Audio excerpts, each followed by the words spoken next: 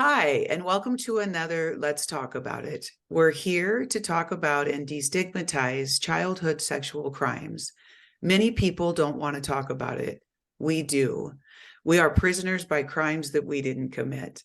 So today with me, I have Carol Boyce. She is the author of First, I Believe You, a true story of healing from hidden memories of severe childhood trauma. I'm so excited to be here. I've read her entire story and it very much mirrors mine. And so, with that, a very candid heart, we approach this talk today.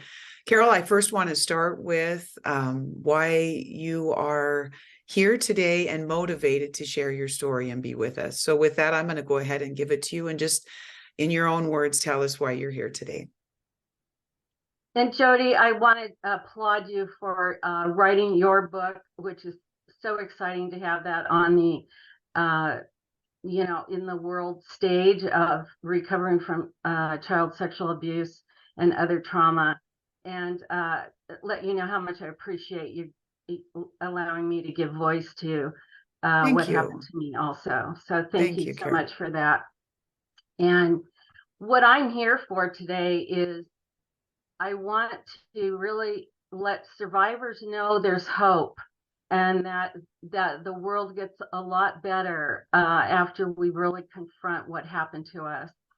I want psychologists and the professionals in the field, psychiatrists, to fully understand traumatic amnesia as related to sexual abuse and to very young abuse, which it's highly correlated with. And I want the stories to get out there. I want people speaking up about the horrors of what happened to them and let others know how prevalent it is and what it takes to recover.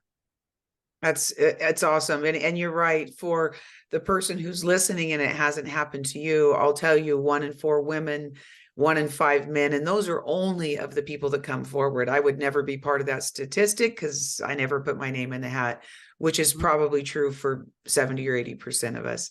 So with that, I want to go back to Carol. And Carol, I know it's hard. Your story encompasses your entire childhood, your growing years, your teen years.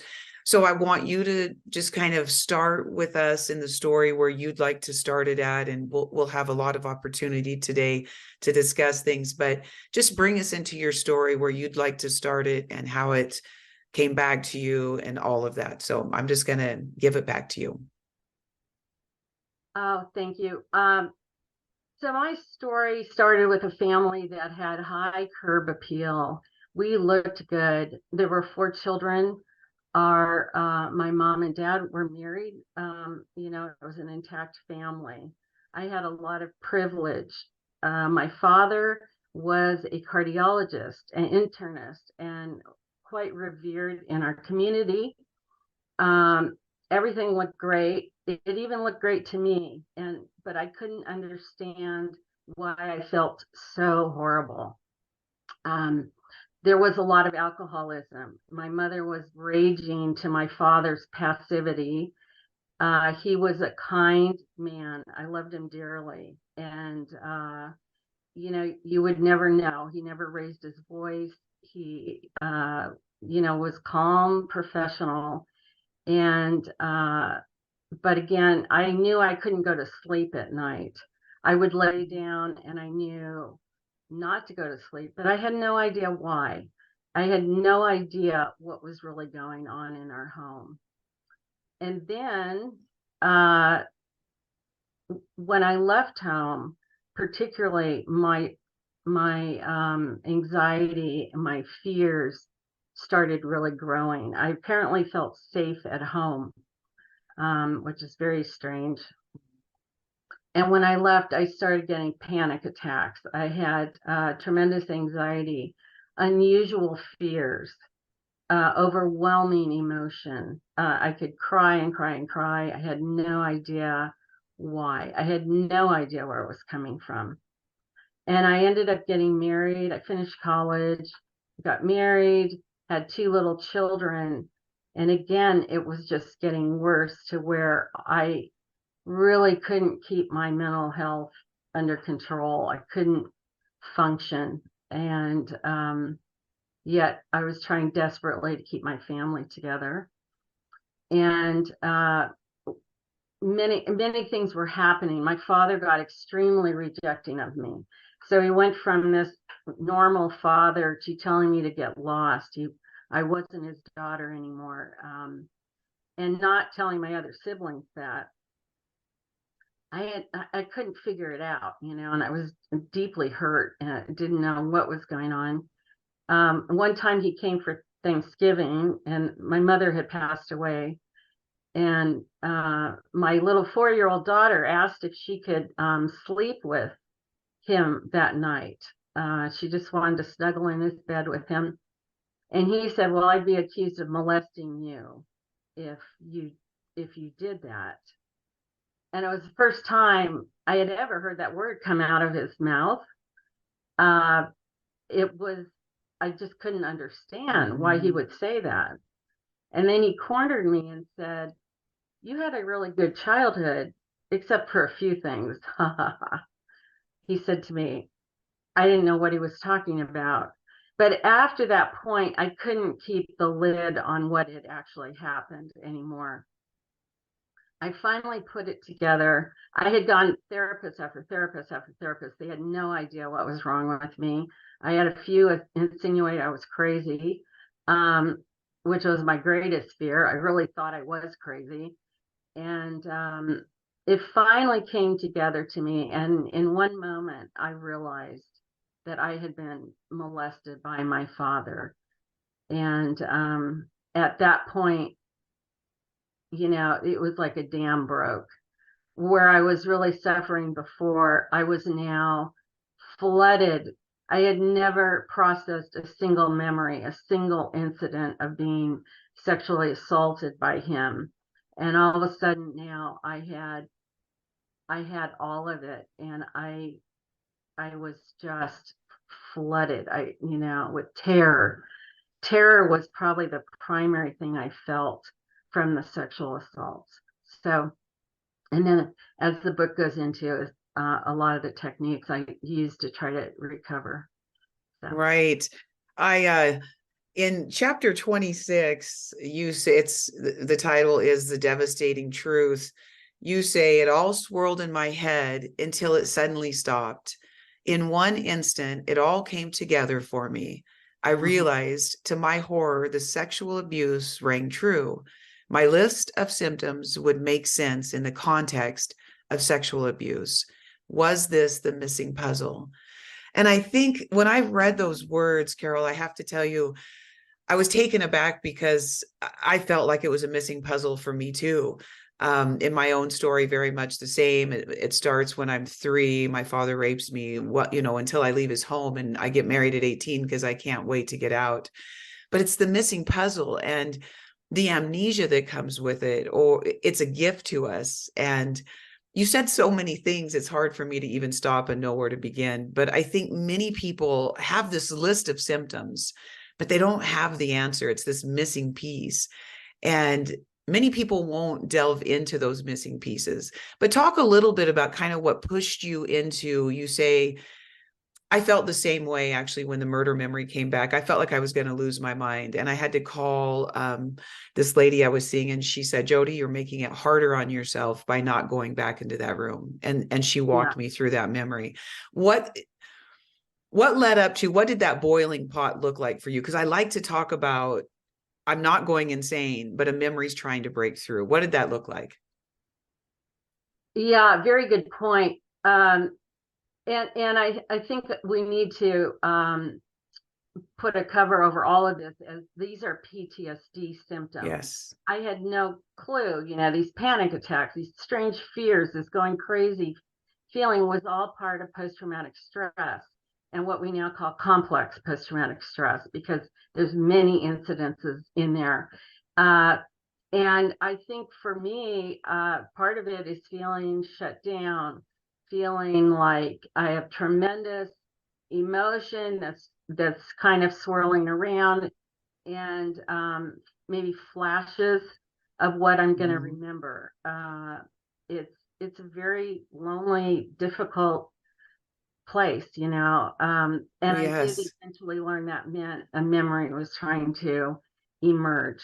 Right. See, I think that that's so profound in that we think that all these things that are going on in our mind are kind of crazy, like where are they coming from? And I have people talk to me about, I saw this one thing, but it can't be true, and I don't know what it is. And I always say, your mind doesn't make that kind of stuff up. Go with that memory. But Yeah, they call it amnesia, and it is, but the truth is it's with us always, right? Like yeah, I knew, even though I didn't know that a murder occurred in a motel room, I knew all of my life I had been in a motel room with my dad and Craig. I believed that they had just molested us or, sexually abused us. But I learned later it's different. So with the amnesia, though, there comes this list of symptoms that I think it's really important to recognize. Like you said, this is PTSD. So even though we've blocked it, it never stays away 100%. Would you agree no, with that? absolutely. Absolutely. It's with us. And I actually did quite a bit of research into how this happens. And I Oh, go talk in more, about that. yeah, I go in more detail in my book. And again, a lot of amnesia is from very young, severe Mm-hmm. trauma. So when you hear somebody talking about they have no memory, they've probably had very severe things happen to them. But during these things, you're so terrified, you're letting out a ton of chemicals, cortisol, and things that are going to speed up your heartbeat to where you could die from it. And so you have so much Absolutely. going on, your body releases another chemical to counteract it so you survive. And they think it's that chemical that puts it into the base of your brain, which is really, that's a whole subject in and of itself. It's Mm-hmm. very interesting. But they have figured out why we do this and what's actually going on. It's, of course, a protective mechanism. Right. It's a Uh, gift. It's a gift, right? it's a gift. When you're going through it, it's a gift. It's a gift, right? Yes. And so, but yeah, it's always there. And like they say now with all the vagal nerve studies that they're doing, this is in your whole body. The trauma, it stays. And we know that, I knew something was horribly wrong. I Mm-hmm. had no idea what it was, but it was there. It was always simmering there. Right. So, And, Carol, one of the things I think that's so important for us that have lived through this is to understand what our body did, right? It's very hard for our minds to grapple with the effects of this trauma. And so it does make us feel crazy. I often had the vision of this woman that was murdered coming to me, and I'd go to my counselor and say, I feel like her spirit's haunting me. And he would say to me, tell me where you saw her. And when we talked it through, I realized she was walking down towards the chair I was sitting in. But if he hadn't explained it to me, I felt like not only was I terrified that my mind was betraying me, but I was terrified like these spirits were getting me mhm, until I understood what my mind was doing. And so I love that you really go into why, I mean, it does matter to survivors what our mind and body has done to help us, right? The right. body keeps the score, and it's like it holds these parts for us until we can get back. I, So, I'm sorry. Go ahead. no, you go right ahead. Well, yeah, and it's like, why do we remember when we do? And I Right. do think I felt safe enough. I had a stable Yes. relationship. I Mm-hmm. had my children, and I knew, I had vowed in high school I would never let my children feel what I felt, even though Mm-hmm. I didn't even know what it was from. But I had a real strong feeling of that my children would never go through what I did. And I think, at some point, I must have by 36 felt safe enough in my life that Mm-hmm. I could handle it. I Um, agree with you on that. I think that we do know we do have to be in a safe environment. And then we have to have the right questions being asked. Even when your father brought up molestation, that triggered something in you. Those are triggers that happen. And all of a sudden it almost is like he gave you permission, right? Because Mm-hmm. I wrote this one blog about whose story are you telling? Because we grow up telling the story that they taught us. We don't ever tell our own story until we do, right? Mm-hmm. Right, right. It's their narrative that, yeah, Yes. family with great curb appeal. Like, and my father has said that, well, I gave you so much, you know. Right. And those are bribery things as well, aren't they? Mm-hmm. I write about in my book where my father sends me two $20 bills. When you're first married, you're broke, right? Yeah, And you know what I knew in my heart? I didn't have all my memories, but I knew he was bad. And I took those $20 bills in the bathroom and burned them because I didn't want any part of his bribery anymore. And I felt crazy doing it, but I had to be free. Does that, yeah, and so when your father would send these things to you, or I'm going to not let you be the executor of my estate, yeah, he was telling you, I'm actually going to reject you more if you don't keep telling my story and keep that curb appeal alive, right? yes. And it was very interesting. My father kind of held it together with me and my relationship. He acted pretty normal till my mother died. And for some reason he must have felt my mother was keeping the secret, or mom was keeping me in line somehow, because as soon as she died he wanted nothing to do with me. And so he went from this stable kind of normal father to, you know, I don't want anything to do with you. I'm not your father. Get out of here. I don't care about my grandchild. Nothing. And of course I had no idea. He had no idea. I had no memory. Mhm. But was, obviously panicking about what I might now say. It's so interesting. They're so short-sighted, these sociopaths. Mhm. No thought to when we grow up and when we're Right. what we might do. They I don't know if they ever considered that when they were assaulting us. Well, I think they did consider that because he spent the rest of his life trying to get you to be quiet. But going back to that story that you just told, I think what is hard for us to fathom is they don't care about us. They don't give one iota about us. No. We really believed that we were in a love affair with them. They loved us. They Yeah. loved us. We were special. We got special treatment that nobody else got. And so we kind of, I don't like the words like happily kept it, but we did exactly what was ingrained in us to do. We kept their secret. We were their special Yeah. one. Your mom dies and he just quickly moves on. I've read this other book where the same thing happens. The mom dies and he just quickly moves on because you know why? They don't really give a shit about any of us. But we Yes. want to believe that they do somewhere. Yeah. It's very that love card. It's a complicated card, right? It's extremely Because it's complicated. very complicated. And I've had people really come against me about that I can't have compassion for you, Jody, because you hug your father. You should have killed him. Talk a Yeah. little bit about that love card and the complication as you see it. Well, in some ways, that's the hardest piece. Yes. Yeah, it's the hardest piece, right? Because you take this parent, your parent who's supposed to protect you and guide you and love you, that you thought loved you, and find out they're actually a sociopath. They don't have Mm-hmm. any feelings for people other than themselves. They could care less what happens to you. They could care less about the impact on you. And this lack of trust, that you trusted somebody so completely, and then you find out they were, horribly untrustworthy. Um, I think I think the loss of that love is profound, Profound. and Yes. you grieve that.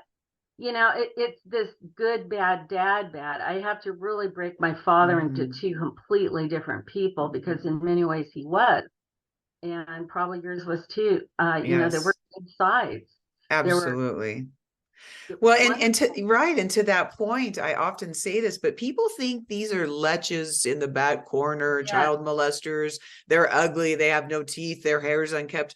These yes, are attractive, successful men that have beautiful families. I like that you say curb appeal. We were mandated to look good. Now, our hair might not have been brushed for the whole mm, week, but if we were going to go out and see people, we showed up looking good. My Oh parents yeah. were very good looking people, Hmm. and we showed well. People wanted to be part of our families. Like, when I was in high school, people would have preferred to come to my home. Yes. And so it is this Jekyll and Hyde, this good, bad, but Mhm. we really bond to that part that we believe is good. And like you say, Yeah. it's what all children desire, is that their Yeah. parent loves them. And so the abuse and the rejection that comes in from that, it's almost intolerable to a child to understand that there's no love in the scenario, Yeah. Yes. right? Absolutely. And I think the minute I realized what had happened, I knew my father was out of my life forever. It never even crossed my mind to keep him in my life after that. And I knew, um, I had to relook at love in the family to begin, with everything. Right. What It's did this? like the spell has been broken, right? Yes, It yes, really is like they cast a spell over us. And that yeah. spell is profound. And we Hmm. stay, enthralled to that. I almost think there's a wicked piece that's involved here, but it is very incredibly complicated. It's evil. Yeah. It really is evil. I mean, did you feel that Evil. your father was dark? Absolutely. Absolutely. And, it came out just in the last year that his older brother was also molesting Yeah, I the read that. grandchildren, was molesting the grandchildren. And that's been a very interesting piece, also horrifying. But so both brothers had this going on. And it's still, when you get to like, there's love of your father, there's also love of your siblings and extended family. Yes. And when you come out about this, I was completely rejected by all of them. They to this day don't believe any of it. And even after it came out that his brother was molesting, it didn't change anybody's opinion. So that, the love goes all the way through the family. It's multi-generational. Yeah. Well, and see, and the point is, I lost my siblings as well. And I used to tell my counselor, they hate me, Redmond, and he'd say, Jody, they don't hate you, they just want you to be quiet. And I, Yep. I do think, in The Body Keeps the Score, he talks about the importance of talking about what you know. And so, but like he says, it takes incredible courage to do that. Unfortunately, our siblings didn't have the courage. What Hmm. you find out is that usually there's a lot more victims than come forward. And it had to feel validating for you. When was it your niece that stepped up and said this happened to her from the Um, brother? yes. It was my cousin. She was my cousin. Okay. Yeah. But it was It had to be validating though, right? yeah. And then we've been able to really support each other, which has been wonderful. And this man did confess to it. He apologized. Which is very unusual, I have to Very say. unusual. Yeah. He was Yeah. under a great deal of pressure, but he did come forward. So Wow.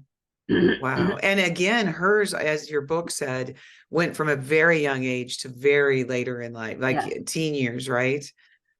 Yes, hers stopped when she moved away and she was, 13. So this would have probably kept on going. But it was interesting that, I was a toddler or very Mhm. early young child, and she was too, started very young. Right. These are sins that carry down, and just these generational things that, yeah, and you talk about in your book, you wonder then who was touching your father and his brother, because Yeah. does this happen in a vacuum? Probably not, No, right? no.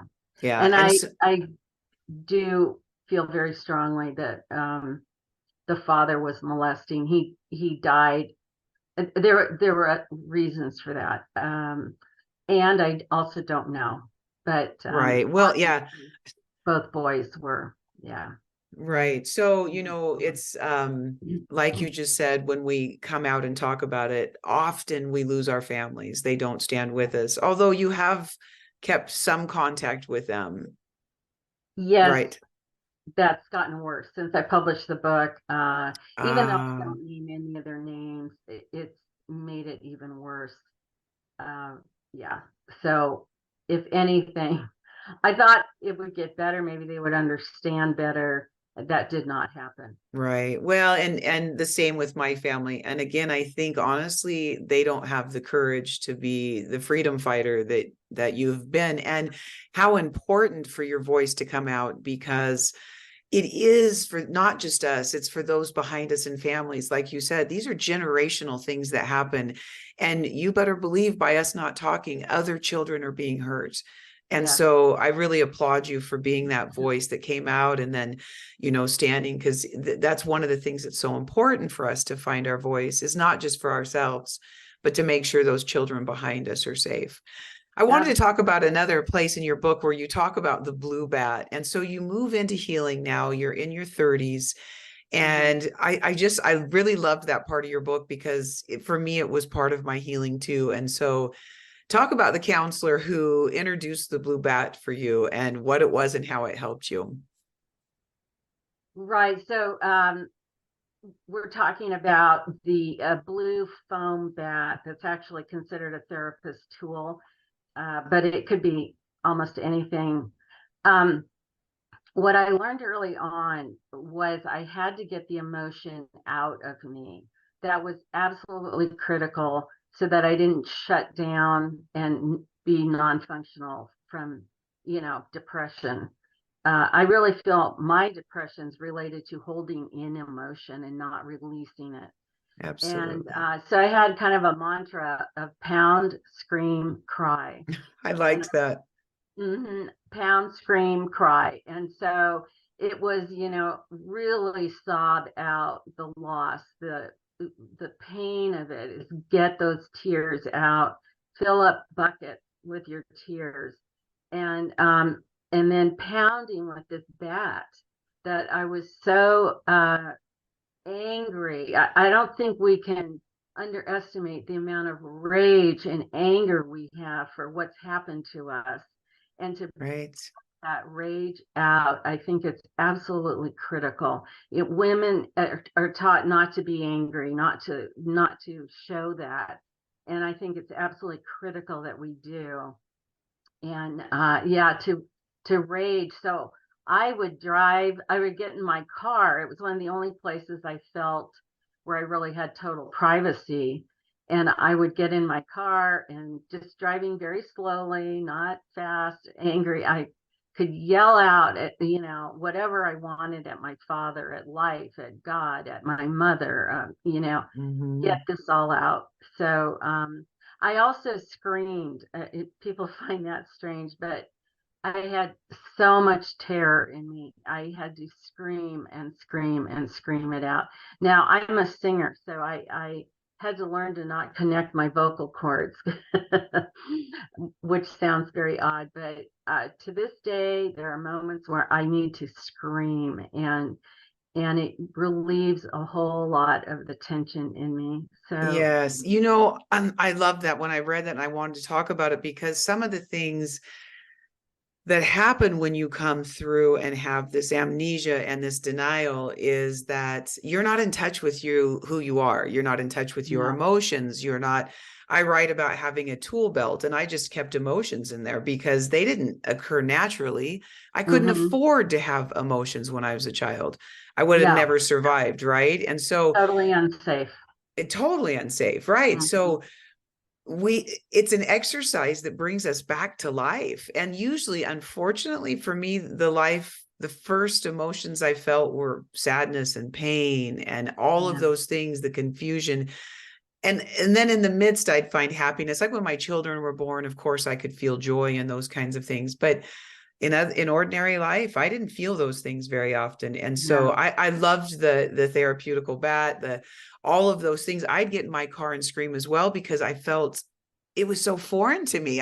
It made me feel Yeah. crazy to yell. Everybody else could yell, but it Yes. made me feel crazy to bring my emotions back to life. Does that make sense to you? Absolutely. And I think it brings up a really important point, that sexual abuse does not occur in a vacuum. There is Right. all kinds of emotional abuse going on, and uh, other kinds of abuse in the house. And this emotional abuse to children is what I got was, don't ever be angry. Don't ever speak up. Right. Don't, your feelings are total non-importance in our family, and whatever you think doesn't matter to anybody, So I think we have to really overcome that as survivors. Hugely. And Yes. that's a lifelong, battle. So Oh, Carol, that's such an important point because sexual abuse can't just stay by itself. You are belittled. I remember I was very young. I must have been about 5, and my dad looked over. He was left-handed and I was eating right-handed. And he said, no baby girl of mine would eat right-handed. I dropped my fork and picked it up with my left hand, and I'm still left-handed. I'm quite ambidextrous. But people don't understand the severe control that we have. They keep us incredibly close. You talk a lot about your father and his really strict way of eating. You know what I felt through that? Severe control. He controlled everything, including what you ate. yes. You know what I mean? And even your mother couldn't cook, nice things for you guys. Even your food was controlled. That's how I felt when I read that. Yes, absolutely. Right. So part of that emotional abuse is many things are being controlled. You're not, you're put in this little box of what you're allowed to be, and it's nowhere near what you can be. Exactly. Right. And healing Yes. in making that box much, much bigger. But I also want to say, I've struggled with a real serious eating disorder my whole life. And that's been one of the hardest things to get over. But my food was so controlled by Dad that I Yes. had great problems eating normally. So Well, I actually, that's funny. I want to read this part in your book. It's on page 296, and it says, addiction is not a character flaw, but a normal reaction to what occurred. What you did was find a way to survive at any cost. She had a confident expression. Your counselor's talking to you. And then she says, you should thank yourself for figuring out a way to stay alive and survive. And I write, you haven't read my book yet, but I write about, I think mine was drinking. And I remember this night I was so drunk, but you know what? I got through it. And so I honor whatever made me survive. I honor that. Can you talk a little bit about, each one of us has a different addiction, but my God, it was normal for what we lived through and the terror that yes, we had, right? So go ahead and right. just talk a little bit about, it's each one of us has one, Carol. I'm just going to tell you, everybody does in the world, but coming through severe childhood trauma, there's no way we could get out of it without something helping us, right? Yes. And I still find that very hard for me to accept, to thank myself for having that addiction, because it did get me through so much. It did help me Right. handle. What else Uh, did we have? yeah, the thing we have, and I mean, it's the same like with the amnesia and the forgetting everything, and Yes, we did everything possible to survive it. And yeah, we have to thank our little child we for do. coming up with so many things. Another big one for me too was I didn't know who my father was. I didn't know he was the man that was doing this to me. And that's a big part of the memories that have come back. And but yes, the addiction is very hard. It's very hard not to know why you do these behaviors, you know, um, Right. and yeah, so Well, and for me, I think what I always try to focus on is not the addiction, but what's underneath it.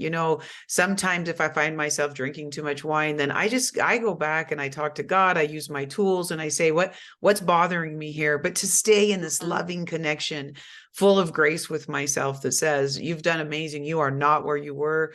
You've changed, but really to stay in that loving connection, even as adults, and not focus.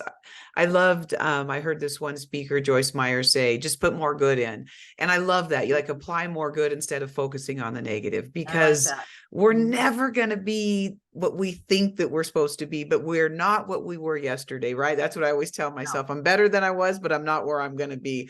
And I feel like our journey will be lifelong. I remember asking my counselor, will there ever be a time where I don't have something come back to me? Because this happened on Mother's Day, just this recent Mother's Day. my children sent me this picture, and I'm telling you, my night was destroyed. I was right back in flashbacks, and it was horrible. And I remembered Oh, just being raped, several times on that trip, the trip that I talked to you about when we first started. But anyway, he said to me, Jody, I can't say when you're 80, something might not trigger you. Because, like you said in your book, will we ever know our whole story?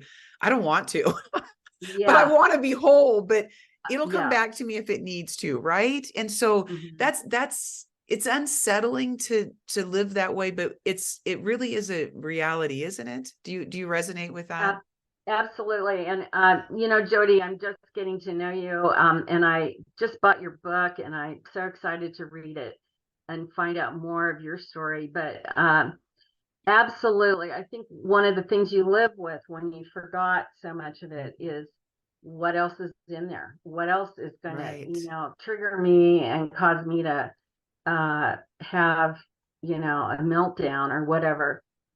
And I'm older and I have the gift of being able to look back on it more. And yeah, I think God lets you know enough to heal and recover, Yes. but not more than you can really handle. And Well, I also really believe my brain just doesn't have a lot of the stories. So mhm, much of the memories, I'm mhm. floating on the ceiling. And looking down at it, which is Oh, let's an talk about that for a minute. yeah, When I read that, Carol, when I was a child, so what we're talking about is dissociation, the art of leaving your body. And let me tell you, as a child, from severe trauma, it's a gift to you. I used to get up in the middle of the night because I couldn't sleep. I had debilitating leg pains all of my childhood, like at oh, 7, 6, I mean, little. Nobody ever oh, came to help me, but I'd wake up and I'd go in the bathroom and I'd sit on the toilet. And Carol, I had taught myself to dissociate. And when I went to the ceiling, I was so happy. When I told my counselor this, he's like, Jody, that's classic dissociation. yep, We laughed, but it felt so good, Carol, to be out of my body. So talk about yeah, that for a minute, because it's really a tool that stays with us. It's hard to, I'd find myself in big board meetings yeah, I had a pretty important job, in my yeah, world. And I'd find myself in these meetings and I'd be gone for a minute. Oh, yep, I'd come back and I'd think, I have a bright mind, most of us do. And so I could come back and quickly think on my feet. But dissociation, talk about how it was a curse and a blessing and a curse in your life.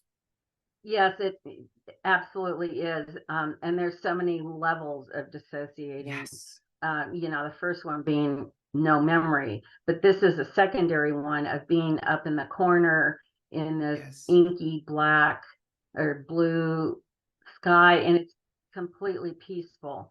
So that's another reason why I really don't have many memory, or, specific actual, this is what was going on. As soon as I get to it in therapy, I was up on the ceiling looking down, and you have this peacefulness. And yes, it's a wonderful way to leave this situation you just can't handle. And it's just amazing what a young child can do. And we were pre-language, we were, had no Yes. understanding Right. No whatsoever. words for it at all. No words. Right. uh, Right. and it's just amazing what our brains came up with. It is. And I also want to talk to you about, because this was a theme in your life. And these themes, I think, for people who are looking to, how do I open my memory? Because there's millions of people out there that say, I think this is me, but I'm not sure. Often in your book, you had this theme of this man in the shadows. Yes. And for me, I had one reoccurring nightmare. It never changed. My father was bending this lady over, beginning to rape her. It was black and uh, white. I had it yeah, all of my childhood, but it never continued to the murder. So when we talk about these things, it's so important for us, if we're going to destigmatize and kind of break down what this feels like. This man in the corner, you learn later, is your father, but that figure is with you always. You talk about in your book going to the yeah, garage, he's there. Going into your laundry room, he's there. yeah. Explore that a little bit with us. It was, again, a type of PTSD, but Mm-hmm. this man, uh, as I, got older in my 20s, all of a sudden I had this man kind of just popping up in my life. And it was always how I saw my father. He was faceless. I didn't know who he was, and he was covered in black and darkness, which is what happened. All of the sexual abuse was the middle of the night. Mm-hmm. And I told myself again that I didn't know who he was. I didn't know what his face was. And that way I didn't have to know it was my father. But this man would just pop up and, yeah, taking the laundry into the laundry room. And that really was alarming to me. I Mm-hmm. really felt like I was totally losing it when this happened, and I didn't even tell my husband about it. I was so sure I was going crazy. And luckily, after I remembered and I could identify who this was, he started to fade.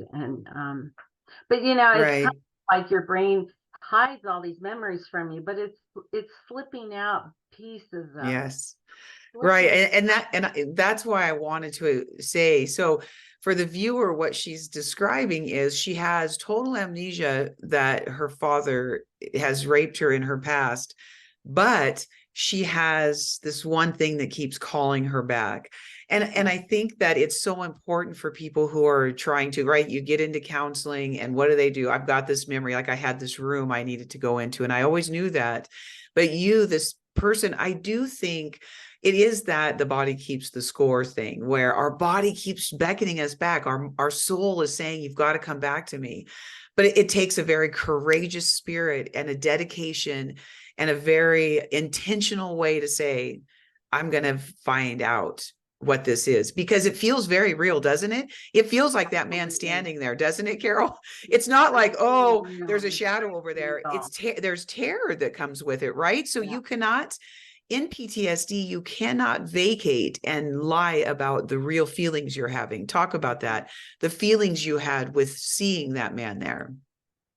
Yeah, it was very scary. And then he'd go away, he'd be there, he'd not be there.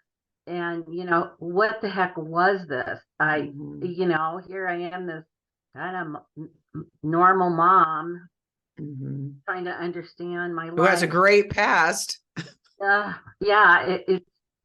it's very crazy making. And I think it was just so scary that my brain could do this. But I do want to say, I think that's kind of a God thing too, that Mm-hmm. your brain knows you will never have an okay life until you face this. So it hides and hides it 100%. and hides it from you until somewhere in your being you feel like, okay, maybe I could handle a little of this, or handling it is better than not handling it. I think you're kind of weighing these two things in your brain, in your subconscious of, is the amnesia better or is it facing it better? I What's I harder? so agree with you. I've always felt that, and it comes to you in your dreams. Often you didn't talk Yes. about dreams in your book, but I had a lot of dreams that would be reoccurring that I knew, there was something there. Dreams are telling about our past. But I Yeah. I always have felt like it's God's way of moving me in the direction that I need to go, which Yeah. brings me kind of to this other thing. I always feel that in these situations, God often gets a very bad rap, and 93% of pedophiles use some kind of a religious cover.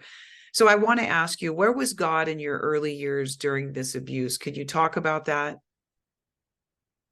Um, yes, my family, would go to church. We would go it, but then when we get home, my father would say it was all a bunch of crap.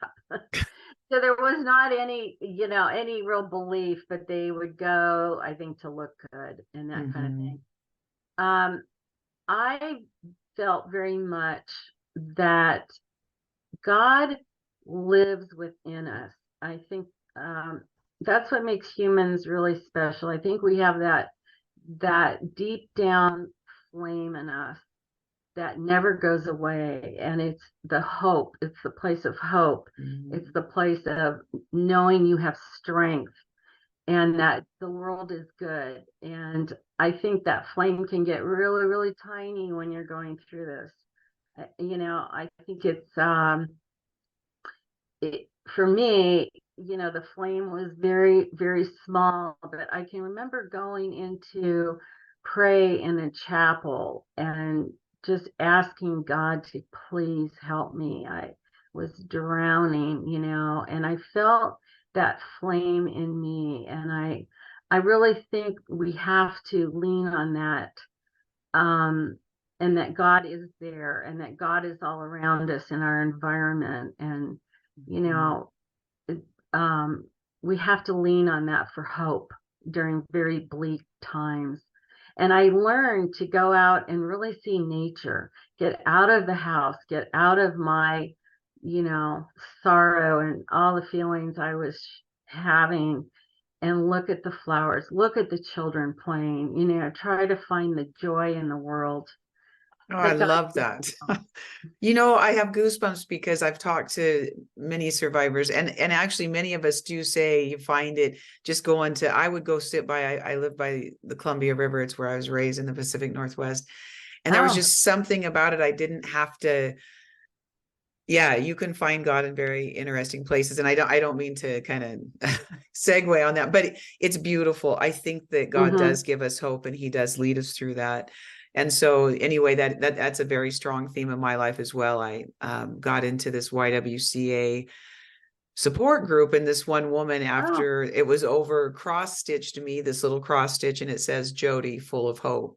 And it was the oh, wow. tool that kept, yeah, I love that. It's in my Bible. I love it. It's very very good. Well, that's awesome that he's still with you. I always love to bring that up because there's a lot of God hurt through this thing, and God is Yes. not capable of these kind of crimes, but somehow he gets blamed. So one of the Yeah. things I kind of wanted to go back with on for a minute was, there seems to be this theme that these sociopaths do very well. And you know what the theme is?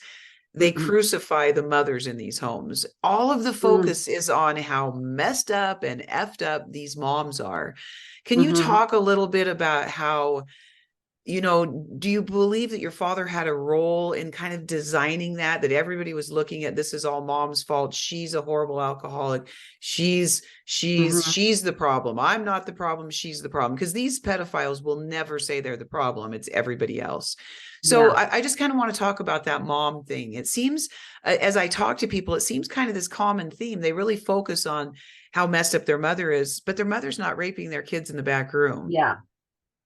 Yeah, that's a very interesting point. I had, yeah, and I absolutely felt it was all my mother. All the problems I had were my mother, and because she was raging, she was drinking way too much, Mm, and blacking out, that kind of thing. But I think more now as an adult, how would it be to be married to a sociopath, to right. somebody who really didn't care and really didn't have any compassion? And I think that's what she was very, very angry about.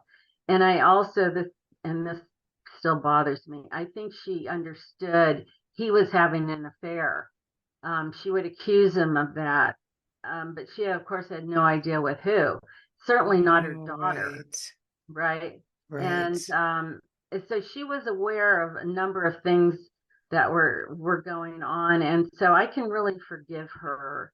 Uh, I Mm, I get that this was very difficult, even though I still wouldn't wish that on any other kids. What we went through, but right.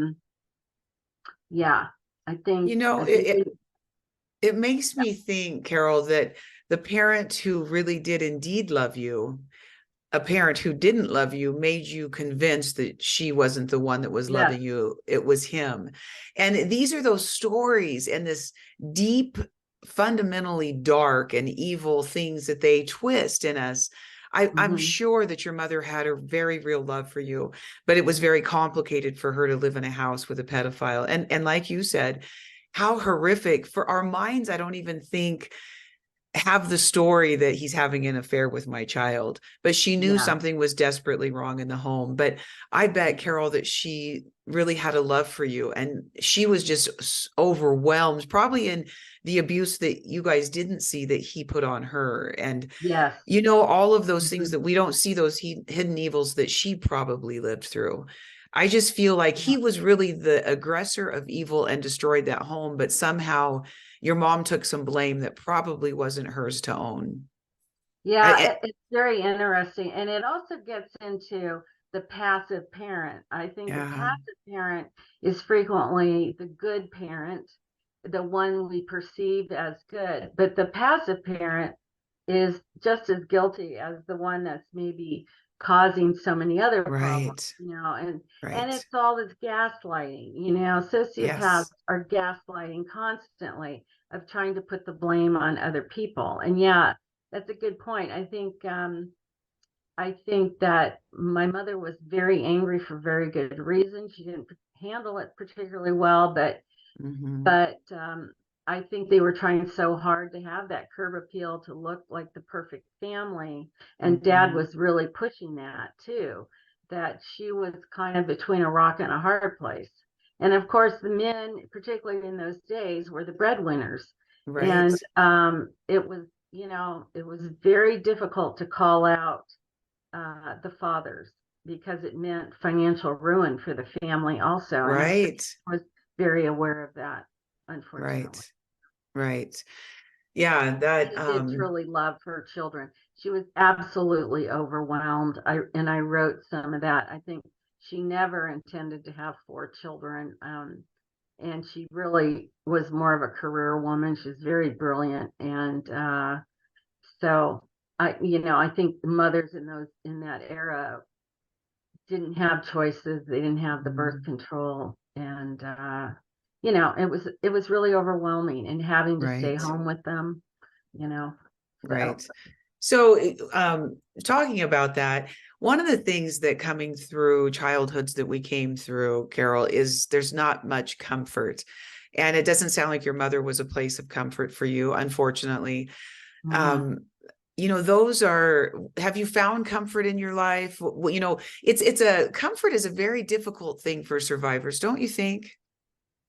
Yeah, and what I think of with the word comfort is support Mm, and love, mhm. nurturing that piece. Is that what you're meaning with that? Right. Well, and Yeah. just finding comfort for being raped for years and years and years. That's a difficult thing to find comfort from. I often it's just something, I find a lot of comfort in my children and my grandchildren and obviously in God. And I find comfort in going in my kitchen and cooking great meals because, those kinds of things. But there is this hollow echoing in our soul that says, where's the justice for it? One of the things in your story, wouldn't it be comforting to have put him behind bars? There's some comfort that justice exists here on earth, but where is Oh, it, Carol? You know yeah. what? And that it's just that's a bit of a segue into that, but maybe I don't know. I've never actually even thought about that, except being with you. I felt so like you were really a sister to me in some of your words and your story, and that when you talk about the justice, wouldn't there be great comfort in justice? Yeah. you know but you talk about going to the police. No, sorry, that was a long time ago, we don't really care anymore. You go Hmm. to an attorney and they're like, they'd laugh you out of court. Talk Yeah. to me a little bit about when you went to find justice and what you found were shut doors. How did that feel? Uh, very frustrating, very frustrating. Uh, you know, being older, I have the grace to be able to look back on this process. And at the time, when I remembered, it was 91, and at that time there was all kinds of, Mm, nobody believed that this happened. Nobody believed that sexual abuse could cause the same kind of reactions as like soldiers had coming back from right, wars, where they had severe PTSD. And it was just being discussed. And there's a big organization that just fought this, because all of a sudden people were starting to be accused of sexual abuse. And this was horrifying to society, because such revered people were being accused. So when I went to the police and tried to file charges, it was just laughable. The statutes of limitations, I think, was about 7 years, including sexual abuse. Well, we know now sexual abuse you may not remember for 40 Right. years. So Right. statutes of limitations are completely inappropriate for this type of crime. It's a total different animal. And also, even filing civil charges against my father, which I tried, Mhm. was impossible. I had absolutely no one to corroborate. My siblings thought he was wonderful. Mhm. His family, I mean, he had everybody saying how wonderful he was. This couldn't possibly have happened. So I had absolutely no recourse. Many of the laws have been changed now. A Right. lot of the statutes have been extended, which is a great trend. Many more need to be extended and or gotten rid of altogether. And you're the lawyer, so Yeah, no, I'm not a lawyer, but I supported him for years. you've been working in law. You'd probably know a Yes. lot better than I do.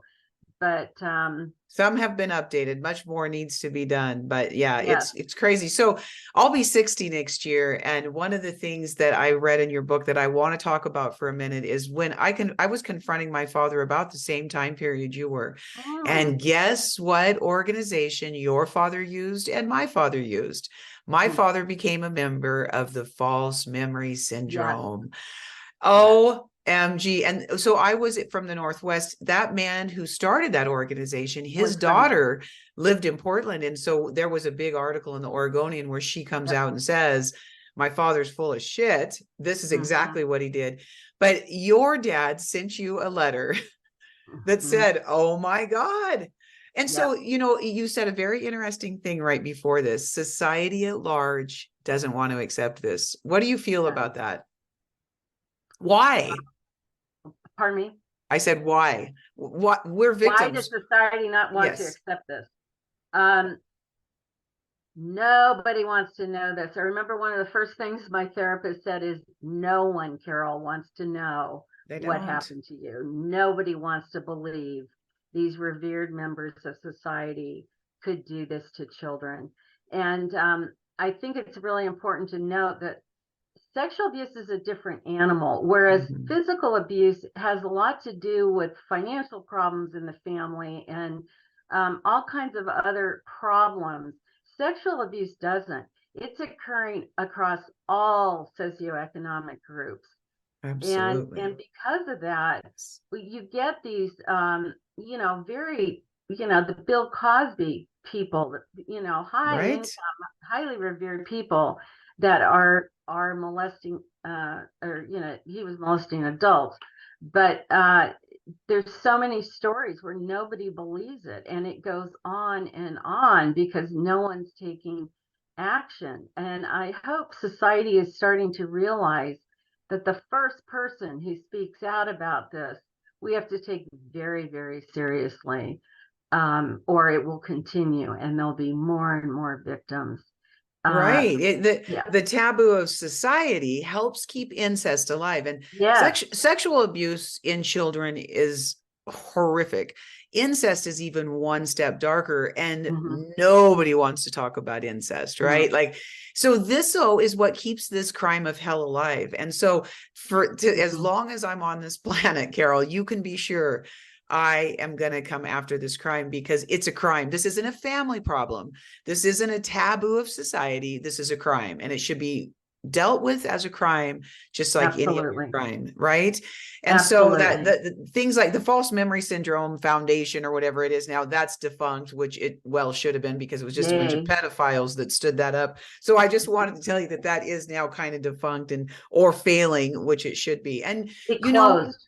Mm-hmm. did it close? Yeah, I thought Yes, it it did. I closed. thought it did. And one of the things is they got so much publicity from newspapers and the news. I mean, Yes, they did. I'm stunned that Yep. our news people don't want to report on crimes that are occurring Mhm. against children, but rather would support pedophiles. I'm abhorred by it, quite honestly. What I is I wrong? absolutely am too, and I think that's why it's so critical we speak out, Yes, um, because it is still not believed. I mean, my family, siblings, aunts, everybody don't believe at all that I could have come up with these memories. And it is still, I think therapists are accepting it a lot more, but it's very taboo. And right. yeah, nobody wants to look at this. It's horrifying. It really is a horrifying crime, and so important to bring up that 90% of sexual abuse Yes, is by very close people, a whole absolutely. incest, and Absolutely. And very it is. And the other thing I want to say is that survivors are incredibly strong, brave, courageous people. And so if you're scared of us at large, you shouldn't be. You should be scared of these predators. But yeah. the stories, don't be scared of our stories. And with that, I want you to say how accomplished you are. You have Mm. incredible things you've done with your life. With a high school degree, I was a director in a very large law firm. I'm very proud of that. We are Yes. brave, strong, capable people, and Mhm. those that don't believe us don't have the courage that we have. But you know what? I want to take a minute and I want you to tell us, because this is a beautiful thing, what you've accomplished in life. Carol, share that with Mhm. us. Well, the most important thing I've accomplished is raising my two kids. I Yes, am very beautiful. proud of them, and they've done really well. And it was just studying and learning how to treat them. And I did everything I could to keep my story away from them until they were grown. I didn't want their childhoods to be about what had happened to me. And of course, I kept the grandfather away after I remembered. But anyway, I'm very proud of them. And my daughter is a top researcher and professor on sexual violence against women. Oh, Very that's proud of that. wonderful. Yes. The excellent work she's doing with that. And I'm very proud that I married a man who was willing to grow with me. We were Mhm. both very had great issues. I'm sure when we got married, he didn't even know who I was. I didn't know who I was, but he was willing to grow with me, and so that we've been together for 46 years, married for 46 years, and I'm very proud of that. Congratulations. That's huge. Thank you. Yeah, and he's a wonderful, wonderful husband. And but I've been able to sing. I've had this interesting connection. My father had this gorgeous voice. It was just stunningly beautiful voice, but he never sang professionally, although he was a excellent classical pianist. And I was the only one of the four children that inherited that voice. And I have sung, all over, uh, primarily classical music, opera, Carnegie Hall. It's huge. I've sung I'm with so Andre proud of you. Bocelli. Thank you. So I've had a wonderful career in singing, and but it is my father's voice that I inherited, and so that's always kind of an odd thing. But I'm glad we've traveled all over the world.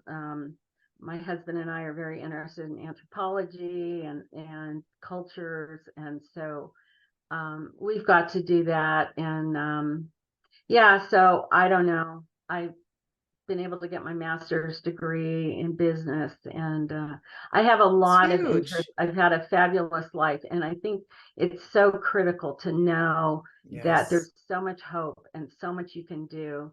I think, like you're talking about, Jody, that we can overcome. I mean, there's a lot of Yes. problems I get through much easier than most people. I don't Yes. see barriers, and I think it's because we've had to be on survival mode for so Right. long. Yeah. Right. And I'm a bit of Absolutely. a bulldog. Yeah, I love that. And don't forget your accomplishment of writing your book. And so Oh, and I wrote my book. this has been so wonderful. I really want to come back and spend more time with you. Honestly, Carol, this has Yes. just been good. We've gone over our time. It's the first time, but I really want Okay. to end this with you end your book with this, and I think it's just a beautiful farewell. Thank you so much for being with us here today. This has been absolutely wonderful. But Carol ends her book with, and remember, our first words to anyone coming forward about sexual abuse must be, first, I believe you. Thank you so much, Carol. Thank you so much, Jody. And I look forward to getting to know you better. I don't know many people in this world that have the background we have, and we share a great deal. And I hope with all your listeners too, I can get to know some of them better. So thank you so much. It's an honor for me to be on your program. Wonderful. Thank you.